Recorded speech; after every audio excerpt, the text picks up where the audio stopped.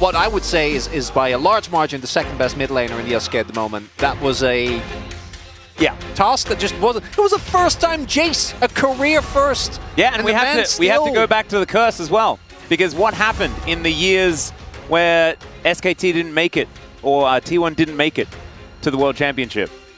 Summer final was won by KT. Happened both times. Wasn't it also in 2020 when T1 didn't make it? Wasn't it Gen G with BDD that knocked them out in the gauntlet? In 2020? Yeah. Yes, it was. Yeah. Yeah, going back, because I remember very distinctly watching that and being like, oh, this Guma guy, he looks cool when he debuted, and then ended up being Gen G after all. As we have gone to the draft, LeBlanc, we have actually seen a couple of games where this pick really has done the work, and it is a very impressive playstyle. So with the Azir and the LeBlanc already out, Tristana should be very high on the priority list here. Would expect T1 to pick them up. KT going to go for the flexible Rel, obviously playable in both jungle and support, so not giving away too much with their B1 here, keeping a lot of flexible options open for them. So with Jack's band, the Rumble feels a little bit more blindable. That is going to be the Jace as well for Poby, although theoretically there is some flexibility there with Rumble moving into the mid lane. We haven't seen Rumble flex so far this season, so we're expecting that to just be Zeus' pick. And he's also looked just extremely good on the champion. Very interested to see what Keen is going to do into it with the Jax band away. Has been a decent option, as Cassante, you can kind of weather the storm if you do go for that one, but Nico is up and available, and we are continuing the flexibleness. Of course, it is Canyon that's the main Nico jungler, because not necessarily the same guy. Not everyone can be Canyon. And BDD, what is he going to be locking in here? Because this could teach us a little bit about what to expect from this draft. Sometimes Canyon isn't even Canyon in some of the That games. is very true. Also, Canyon has definitely been Canyon 12 times, because that's how many POGs he has. Also, could even be the Rumble being flexed as well into jungle, which I don't think is his best role, but it is a possibility. I'm expecting Maokai though, as immediately that is hovered. I like this angle from T1. I think that you have a very strong 1-2 with the Jace and Maokai that we've seen be prioritized as a combo. Really easy to set up for poke, makes it very hard to engage onto you, and then add the Rumble as well for even more team fighting power and actually utilizing. We've seen this a lot where the Maokai ult comes in and everyone is trying to get behind one another. You throw the equalizer on top and it looks pretty good as KT. We've seen this Rel Nautilus a bunch. My expectation is that it will just be Lehens going to Nautilus, because that is, I'd say, one of his best picks. As maybe Xayah and Braum would make sense here as bans for KT's side. Yeah. Braum hasn't necessarily been super successful, but we've seen when you stop maxing Q by 3 points, he's way better. And Kyle demonstrated that for us last night. Samira going to be the final ban here on the T1 side.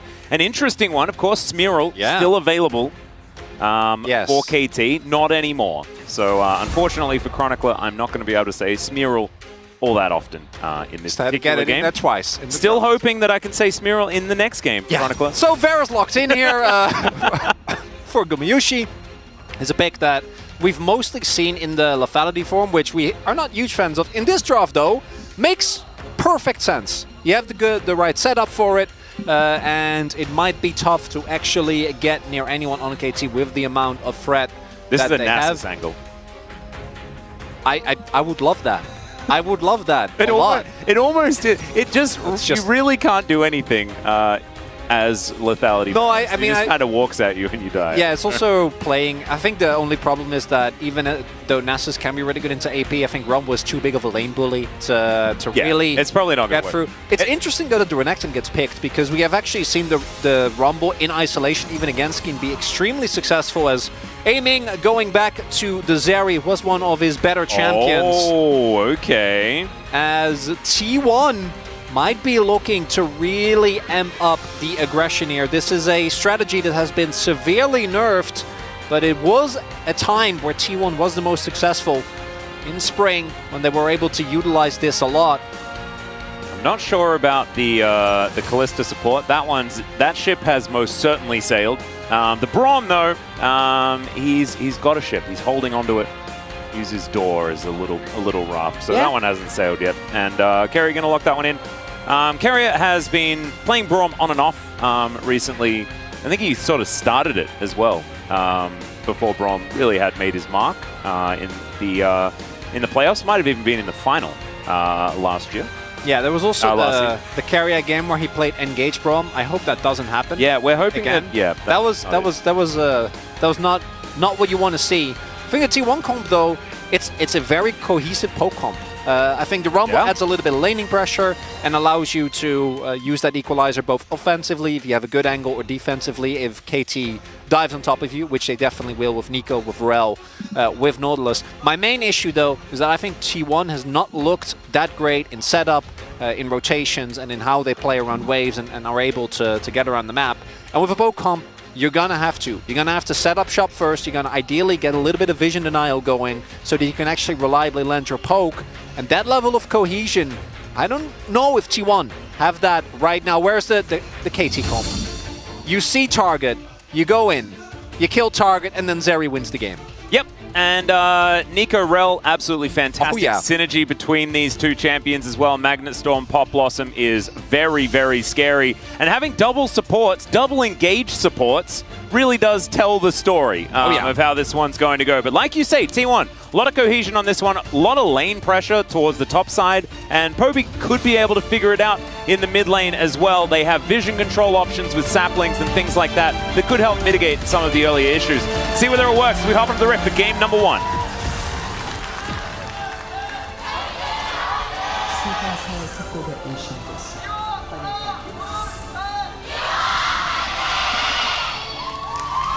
T1 fans in full voice here in LOL Park today. And we'll see whether their faith will be rewarded or whether KT are just excitement proof. I can hear Huni on the cast, and I assume blindly he's talking about the fact that Zeus went. Oh my goodness, he did it. What's the bet? Huni actually messaged him. It was like, dude, why are you not taking Ignite into Renekton? It's free. Dude! Yeah. That's what I imagine he did. Well, we'll have to talk to him after the game. Unless Huni tells us that didn't happen, I'm assuming that's what I'd imagine. Yeah.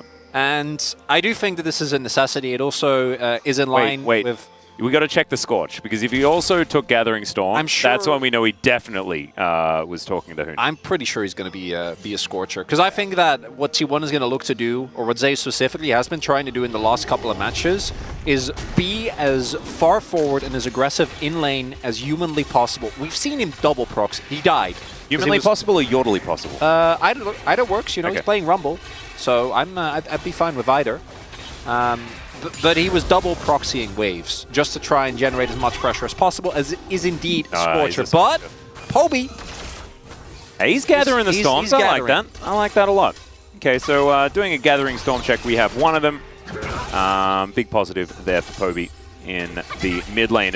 This bottom side of the map is, I think, where things could get a little bit difficult. Gumayusi with the Hail of Blades means that I am a little bit worried that it is going to be, once again, the lethality. I think it will be. Still works. So, yeah, even though the AP variety was kind of nerfed. So specifically for this comp, I think it does make the most sense, because you it is a poke comp. Yeah. Right? Yeah. And I'm right there with you. You know, I'm not a lethality Varus enjoyer generally, but in this case, I do think it is cohesive with the comp. But again, the main issue that I have is how is T1 going to be able to navigate some of these fights when we get to the mid game, because the team fighting and circle comp on KT's side is so good, and with aiming specifically on Zeri, I think aiming has had a really great sense for when to go in, you know, for the big, okay, the cooldowns are down, I'm going in, I'm picking up a double, I'm picking up a triple, and then I snowball the game from there. So Zeus might be a problem here for Cuz. Yeah, these metal pants are starting to get pretty hot. Has Ignite. As Cuz is going to be crashing down, is going to find a stun there as well, but Zeus is just being so frustrating here.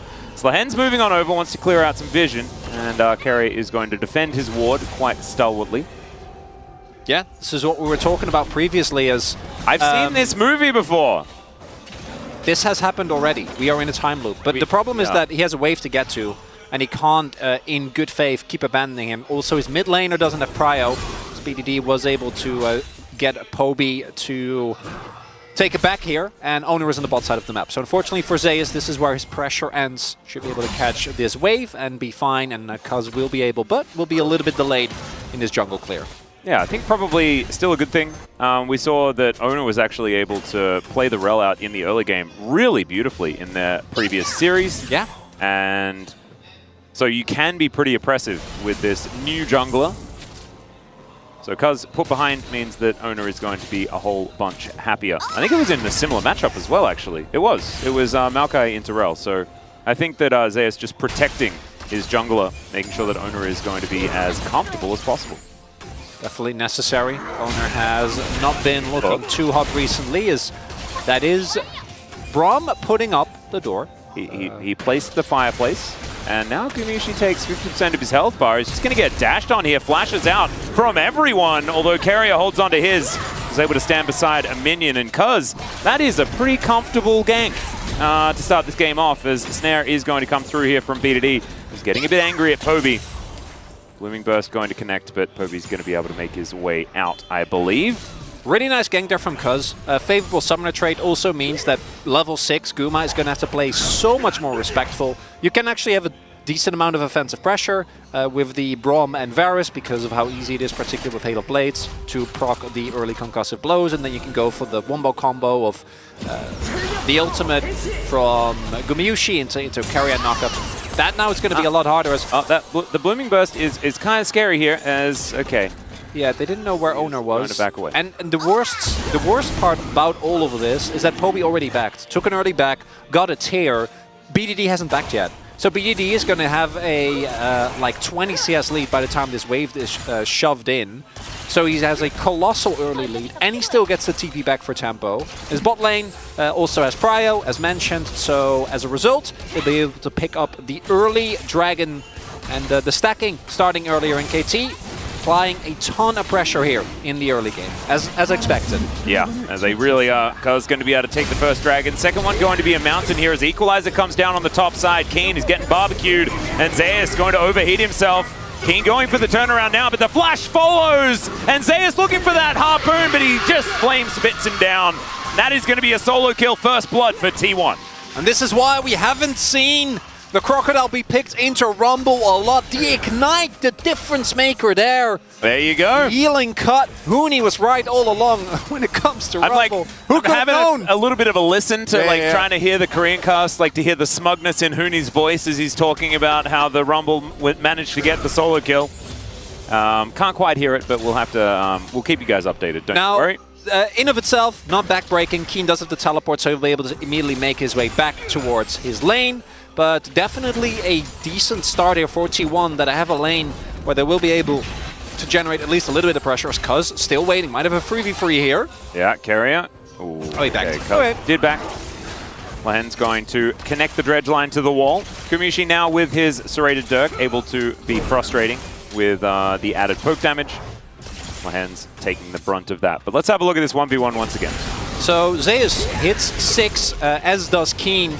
Zeus immediately goes as the Slice and Dice comes in for a defensive equalizer. Then the overheat damage is enough. The autos force Keen to go back. And then finally with the Flame Spitter picks him up. And it actually was Ignite Diff. If he has teleport, that kill doesn't come through. You don't apply that topside pressure.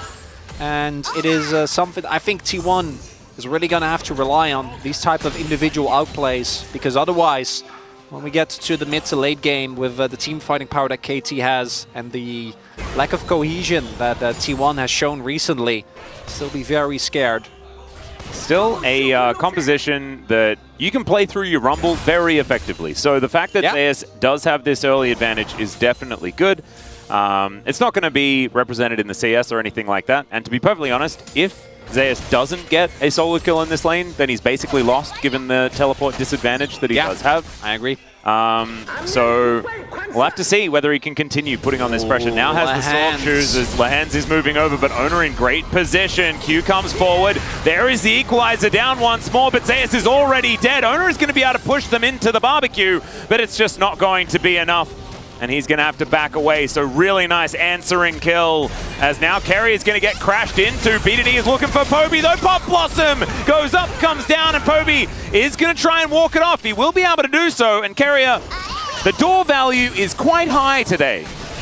Actually getting a ton of value out of that, but I think the damage still has been done, right? Lahens gets a wonderful roam. This is one of his trademark moves. How many Lahenses are roaming as well? Because you've got Cuz and Lahens, and it feels like Lahens is like doubled up and he's everywhere now. Yeah. Because in fact, those two players, their synergy has improved so much that even their style and their positioning and the way they aggressively play is very similar. So it's a scary prospect. I think Oner and Keria are going to try and have to get out. No ults available. They might be in deep trouble here. Yeah, no Pop Blossom, so you're not going to have to worry about that one necessarily. I say aiming, but I got Nico'd. It was just BDD. Well, it was aiming, but it was technically the BDD version. I do think, though, without the ultimate from Keria and Oner being available, that there should be no opportunity here for T1 to contest this. And most notably, Zeus doesn't have Equalizer. And I think that without Equalizer, trying to go for play on the Herald is definitely optimistic. T1 really doesn't want to let this one go. And they won't actually have to, at least at this point in time. Yeah. No Magnet Storm or Dominus or Pop Blossom, right? Like there's definitely no depth charge. So T1's going to be able to move on over. They should be able to secure this. Nice. Yeah, bit of an investment, of course, with Keria sticking around for a little while longer, but they are still going to get the prize that they were looking for. Should mean that T1 can grab themselves some plate gold as well.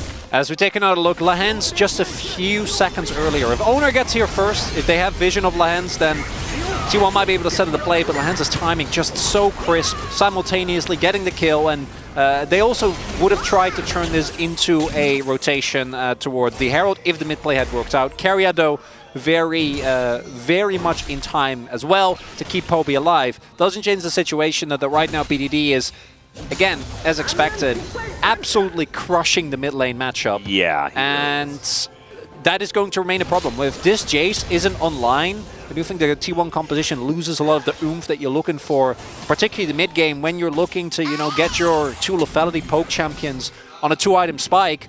If that is severely delayed, composition loses a lot of its power. And when we get to like late game, I do think the T1 comp will really struggle with consistent damage. As Keen wants to go. He is going to face check Oner here, and it's just going to slice and dice away from the tree. Rumble not going to be able to move on over. Does have Flash and Ignite back up and available, so this Yordle in a robot is very scary at this point in time. Yep, even his voice, a little bit scary. And in return, KT is going to say, okay, Oner shows top, doesn't do anything to King. Completely fine. We'll take our second dragon. We'll see. Ox is here, and I assume paying attention. Oh, but this is actually one of the only times where I'm going to say Chemtech Soul wouldn't be that bad. Because BDD really likes using the Mega Cones on That Nico. is true. You know? I forgot he got some practice. He got some practice. He messed up the first time real bad and then nailed it. As Shelly does park her skull into this top outer turret. Seems that T1 know exactly where their bread's buttered. And it's with the Rumble. And so they're going to invest a little bit more money into him as Poby going to get pushed out of the mid lane, have his back stopped as well.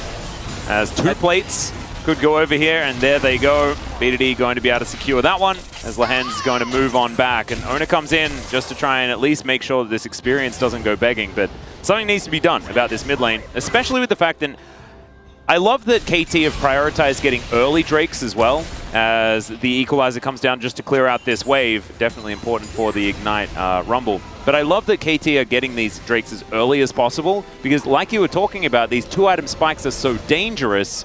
Trying to get to Soul Point before that comes in is pretty powerful here for KT, because you will be able to have so much extra setup time with Soul Point available into this composition that may not even get there. As BDD, that spacing, glorious. The minion spacing, nicely done. Really well played. Poby not going to fall for it now, though, as BDD. That's a flash Pop Blossom as aiming's going to come through. Is this just going to be a Zeri kill? No, it's Cuz just going to stab him.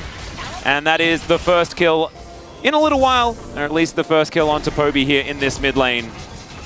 Oner going to come on in just to try and tidy this one up as best he can. And aiming moves back down towards the bottom side. And this is actually one of the composition styles for me, Chronicler. Like, that is the most scary for KT. Because it's when aiming is on a hyper carry, but they don't care about it at all. They don't play through it at all, and he just somehow passively becomes okay, and then he carries late anyway. But he's just not part of this story in the early game at all. So the problem for T1 is that as good as Lethality Varus is, you don't win the all-in against Zeri. Because Zeri's all-in is just so much stronger, and topside play is not really working out just yet. Yeah, Cuz moving on in as Zeus. 50% health right now, and Keen wants more. The Twisted Advance comes down. There's the Magnastorm. Keen's already flashed out, though. And the Crashdown comes through as well. T1 did have the rotation of Poby coming on up there, and so KT did not want to bite off more than they could chew, even if Keen really wanted to. Trade of Summoners. Keen flashing out as Oner? Yep, sometimes Lehens just wants to do some battle. As the stun does come through here, Oner actually pretty happy about the situation for now, especially with Keria turning up. And Gumayusi going to come on over as well. So Aiming's going to take a first turret in the bottom side with no response. And T1 do steal away the blue buff. Not the best of trades. Unless you're, you know, KT, then it's a great trade. Then you're feeling wonderful. All you ended up giving up was a blue buff. And Keen, his flash, does now teleport in here. I don't know about that. That might be a little optimistic. As I was wondering whether Oner was going to actually make his way over. We do have the reinforcements coming in. Turret will still go down. Yeah, Keen not able to kill the minions quite in time as Lehen's moving on up. There's the flash. Manages to get the flash out of Keria as well, but Keen still wants more. Pop Blossom going to connect onto only Oner, but Keria going to be knocked up as well. Another hook is going to land, but I don't know whether Lehen's really wanted that one. He is going to make his way back out again as Aiming turns up, and KT will back away. T1 going to get out this time around. And not the... just gets ignored. Yeah. This just comes in. That could have backfired horrendously, one way or another. What I love about KT is the speed with which they respond. So topside play, they give up a turret, but they try to go for the collapse. I'm pretty sure Zeus now is dead. There is no teleport available to help him here. Cuz has Magnet Storm and Flash. Yeah, he's going to crash on top of Zeus here. Let's see whether he can do a bit of damage before he does get out. Is the Blast Cone going to be respected? They're on their way. Yeah, and there it is. So Zeus throws down an equalizer, but it's not exactly optimally placed. Still going to flash over the top of it as Keria comes down. Nature's Grasp going to come in as well, and that means that Zeus just bought enough time. Does have to flash, so successful gank, but he keeps himself alive. The bigger window for KT is that there is no equalizer available for this fight. In 2.5, or with a 2.5k gold lead, we're close to as a... Well, that's just an ulti from Aiming, as that is now also an ulti on cooldown, but if Gumayusi is dead, then they're definitely not going to be able to fight for this sole point. As Aiming is just looking for another turret. This is like the most unfettered Zeri that I've ever seen. Like, I loved his Witness Me on the top side of the map just because he wants people to realize that he's in the game. He's trying so hard, and he's just getting money everywhere, doing everything, and oh man. So this is the tragedy for T1. Like, Guma's sidesteps there were so nice. Like, him being able to stay alive here, big, doesn't matter at all. Completely irrelevant. They're going to lose the Dragon. That soul point going over to KT. KT still get the mid lane turret, and it is just the consistent pressure that is paying off for KT here. And this is what we were talking about. We wanted to have like 2-item spikes ready for fighting for soul point and things like this for the Jace. The Jace doesn't even have one completed item yet, right? Like, it's so far away from getting this composition online. And yeah, the early game can be difficult with comps like this. There are a bit like ways for you to fight around neutral objectives even late with poke compositions like this if you can keep your opposition at bay. Feels like KT have managed to accelerate this game. Okay, there's a whole bunch of friends that are going to turn up. He does go into Dominus mode, but I don't know whether it's going to be enough. The concussive blows come in. He's slicing, he's dicing, but he's not getting out of this one. And that is going to be the kill. Does go over to Oner. Probably would have liked that kill gold onto Zeus, but you'll still take it. They're going to even out that kill score at the top of the screen. Not the gold, but the kill score at least. It's something. It's not really what you need, but at least it'll get you a little bit closer. Lehens should not walk up to this brush, does not do so. Might still be in some trouble, is alone here. They did use a lot of cooldowns, but Gumayusi still has his ult. Yeah, Lehens is sticking around for quite some time here. On his way, but this is a 3 versus 1. This turret is about to die, Lehens. as the oh my. Lehens has no regard for his own life whatsoever. This is going to be the Rift Herald taken by Cuz because everyone was in the bottom lane. Unbothered, untethered is Lehens. And yeah, T1 pick up the bot side turret, but as you point out, Herald immediately going to be picked up here on the top half of the map. Just feels like T1 isn't ever able to actually trade because KT has been so good about consistently having the cross map ready. Yeah. Cuz in particular really want to credit his pathing. Every time that T1 is making a play, he already is in position to either shove a turret, zone someone out, take the blue side jungle, or right? Or rather the blue early on. There is another flash pop blossom, and Gumayusi is just dead. BDD able to dash cannon his way out of this one as well, and that is aiming, picking up his first kill.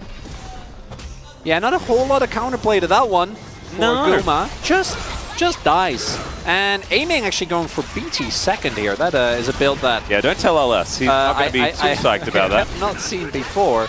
I don't think it's going to matter in this game.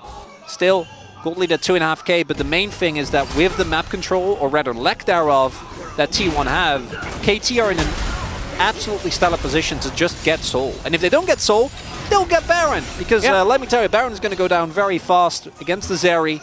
And I don't know how much they can do. As Keen here, crucial overstep just a little bit too far forward. And even with 3 people, it takes them quite a while. I don't think they have any grievous wounds in the build right now, but eventually they will be able to take down. But then while that was happening, they were able to get a topside objective as it is just the minion. Guma realizes, but a little bit too late, doesn't have his flash available, so just goes down. Not a whole lot he can do on that one. Nope. And now 2 minutes until that Soul, and we don't need to remind anyone, I don't think, about the Zeri plus Infernal Soul situation that we're kind of staring down. It's not very fair, it's not very fun, and we were okay with it when Zeri wasn't in the meta. Is it interactive? I would say no. Not very interactive. Well, shucks. It's really good if you are a mega aiming fan, because it will make the game basically about aiming, doing cool stuff. So if that's what you're into, then 100% you're going to be feeling pretty good about it. Yeah, he's 1.7k ahead of Gumayusi right now. Gumayusi does have his 2 items now completed. Poby's still looking for his second. As like ships in the night, they pass each other here. Glass half full kind of guy. All right. If T1 can stack multiple Infernals, you know, they're and they're 4 Infernals? Yeah, that's good. Oh now, my goodness. I would prefer it if you did not ask me how, because I don't you quite have an answer to that set up yet. on the Drake, utilize 2 item power spikes with the relative lack of armor that KT has. Letality's still doing a fair bit of damage. And you can approach via your saplings and just hope that Lehens and Cuz aren't there. Oh, there you go. Okay, I was like, they don't have any vision control, so doing any of that is going to be hard. Grabbing Prio is going to be a nightmare as well with the offensive threat of BDD. The hard engagement, Cousin aiming always being, or Cousin Lehens rather always being there, and aiming being able to jump in at a moment's notice. But if they do get them, then, you know, maybe they can... No, it's a Pokemon that's behind Atlas. It's a tough one, isn't it? It's not looking good against a hard engaged composition. I like to think that you and I are probably the most glass half full type guys. Oh yeah. We're struggling. Tough. Yeah, we're struggling. There's just not a lot in there. As Poby is going to take a fair bit of damage from that extendo beam, aiming, still trying to find an avenue in, and maybe just killing Lehens is going to be a good way to do it, as the crashdown doesn't quite work. The Flash Magnet Storm's pretty good though, but the Nautilus is still dead. Now the ulti comes out from aiming, and the 2-man Pop Blossom is pretty fantastic, especially if you can kill the Rumble. A double for BDD as aiming really wants to skate over. Instead, he's going to have to flash aggressively, as that extendo beam just fantastic. Poby should be able to make it to this inner turret, but I don't know how safe Oner is going to be, as man, BDD has just been fantastic on this Nico. It's him and Canyon for me. They're the 2 best here in the LCK, especially for their performances this season. And KT will just grab themselves an Infernal Soul.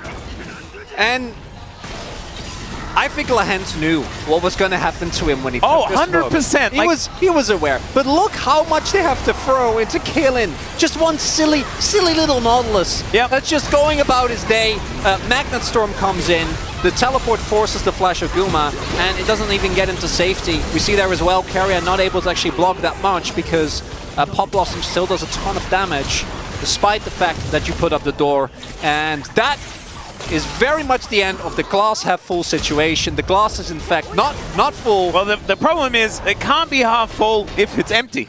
This is the problem, you know. It can't. That we can have like varying amounts of liquid in the glass, and you can just say that like, oh, but it's a shot, and so therefore it's full because it's like a full shot size, even though it's very, very low in the glass. But now that it's empty, it's just empty. Hail Mary. All right. All or nothing. Do you get the Baron? We're refilling the glass just a little bit. Let's see whether T1 can steal this one away. As BDD's just flashing in, he finds the 3-man instantly. Gumayusi is dead.